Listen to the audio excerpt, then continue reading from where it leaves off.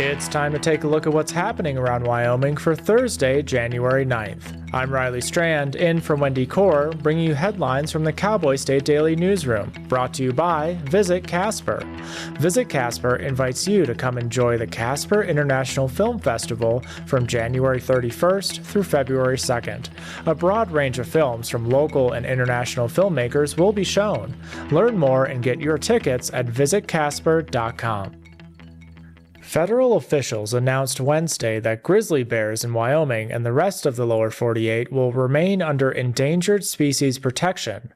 In a statement released just after the U.S. Fish and Wildlife Service announcement, Governor Mark Gordon implied it was a political move in the last days of President Joe Biden's administration. Fish and Wildlife Services, they said their long-term goal is still to get the grizzlies delisted someday, but it sounds like from their perspective, that's still quite a ways off. So some people think that's great that grizzlies remain under protection. Some people think that's terrible, that's poor policy, and it's not going to work for Wyoming. But the decision has come down. It is what it is. And I guess what we do now is we wait and see. Perhaps Gordon is right. Maybe he can get some leverage with the Trump administration. So we'll see how that plays out. Gordon stated he hopes the return of Donald Trump to the White House will revive efforts to delist grizzlies and hand management over to Game and Fish. Cody resident Kaylee Klein learned a tough lesson on New Year's Eve. Don't accept drinks from strangers. Cowboy State Daily's Leo Wolfson reports that 23-year-old Klein nearly died after drinking what she and her family believe was a beverage poisoned with antifreeze by a stranger. She was celebrating the new year at the Silver Dollar Bar in Cody. Klein believes that her drink was spiked around last call at about 1:30 in the morning, and she hadn't been crazy drunk or anything like that. Her fiance didn't think she was too out of her mind when he picked her up. When the effects of the antifreeze started setting in, it really resulted in serious side effects. She started foaming at the mouth and suffering seizures. So this was a really significant event, and if he had just sent her to bed, she might have died from this. Cowboy State Daily spoke with Klein's nurse, who confirmed antifreeze as the most likely cause of her poisoning, but a definitive cause is impossible to determine due to her blood being drawn too late after the incident.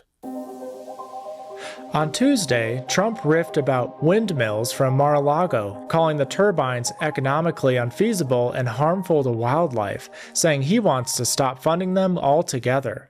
Cowboy State Daily's Claire McFarland reports that many new wind farm projects are underway in Wyoming, which have caused controversy. Trump is saying, I want a policy where there can't be new wind farms built. And he doesn't specify, are they just going to cut the subsidies? Are they going to do a ban? Are they going to pause permitting? So there's a lot of projects that already have the gears going in Wyoming that it might be too late to stop, depending on where they're at. Wyoming Senator Cale Case generally agreed with Trump, saying the market should decide if more wind farms should be built.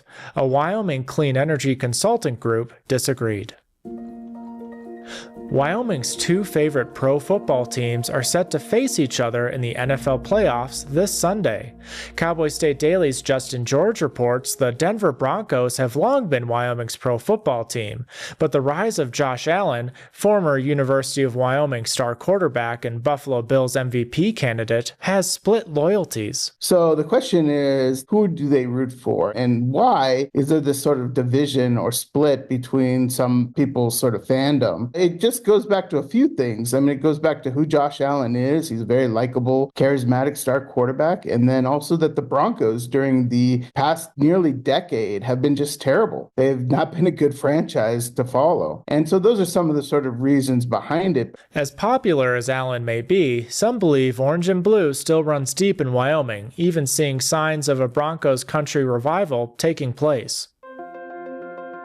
And now let's take a look at today's weather with Cowboy State Daily meteorologist Don Day. Well, the day will start off with a little bit of lingering light snow and flurry activity over the north, the central, and the eastern parts of Wyoming and over near the major mountain ranges as the latest Canadian cold front made its way very quickly overnight and into the morning hours here. It's going to be a chilly, blustery day. Watch out for some slick roads and highways. We'll have another little break tonight and into Friday. But the same pattern is going to be in place, which means there's another cold front coming, and that's going to come in late Friday and Saturday. Light snow will develop again in central and northern and eastern Wyoming. Friday night into Saturday. There's another little wave that could come in Sunday and Monday. This is going to keep our temperatures cold statewide and occasionally snowy. Now, the snow is generally, for most of you, going to be on the light side, but it'll be enough to make roads and highways and mountain passes icy. And for you folks in northern Wyoming, whether it's Sheridan, Buffalo on the way to Gillette, Sundance, Newcastle, into Rapid City, then up to Billings, the northern counties of the state, along Interstate 90 especially, and into parts of central and east central Wyoming, places like Casper, Douglas, and Lusk, your snowfall will be a little bit heavier with these three systems coming through. You can get Don's full forecast on the Cowboy State Daily website. I'll be back in just 15 seconds with more news. Open enrollment is here. Discover a range of low-cost plans from Blue Cross Blue Shield of Wyoming. Shop now to find the best option for you. Online, in town, in touch. We're right around the corner. Blue Cross Blue Shield of Wyoming. What's your plan? The city of Cheyenne is at it again, cutting down more of its cottonwood trees in Holiday Park. The city says they've been identified as a hazard to the public, but locals say there was nothing wrong with them.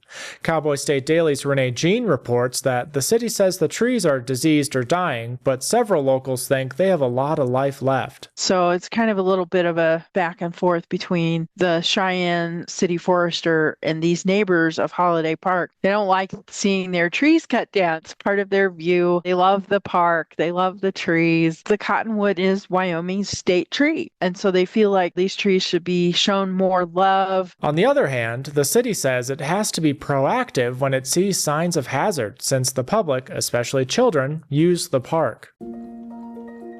Rocky Mountain Power announced last week that it's canceling the retirements of its Wyoming coal-fired power plants, but that doesn't mean they'll be burning coal long into the future. Cowboy State Daily's Leo Wolfson reports the power company's adjustments were based on their integrated resource plan, which was released last week. This is a pretty big deal for these local communities like Rock Springs, Glen Rock, and Kemmerer and Gillette, who can expect their local coal-burning power plants to have increased lifespans. Now, that doesn't necessarily mean all these facilities will continue burning coal, but they are at least saying that they will keep them online to produce some form of energy, which is usually in most cases natural gas, if not coal. Rocky Mountain Power officials cautioned that none of these changes are written in stone and could change again in the future. Fewer newcomers made their way to Wyoming and Montana in 2024, but the stream of transplants continues into Idaho. That's according to data reported by UHaul. Cowboy State Daily's David Madison reports that UHaul compiles data for one-way rentals of shipping containers, trailers, and box trucks, then ranks states based on departures and arrivals.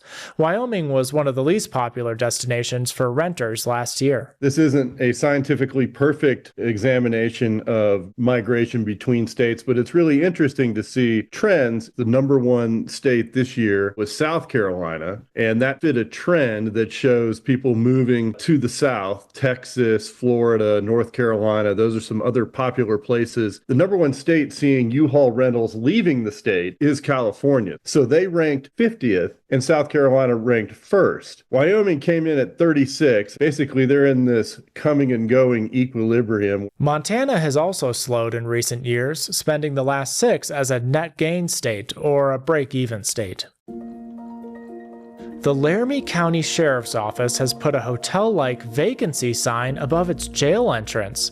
Cowboy State Daily's Claire McFarland reports that Laramie County Sheriff Brian Kozak stated the red neon sign is meant to let people know the jail has room and that deputies are willing to book people charged with crimes into the jail. It's a message that they'll book you. So during COVID, there was a 2-year stretch where they tried to keep the jail numbers down. This was a prior administration, but oftentimes if someone was charged with a property crime, even on the serious side, they wouldn't necessarily be booked into the jail. Car thefts can be an issue in Cheyenne, for example. According to Sheriff Kozak, this is him saying, yeah, we'll book you and we have room. The jail has a capacity of about 450 inmates and currently houses about 170.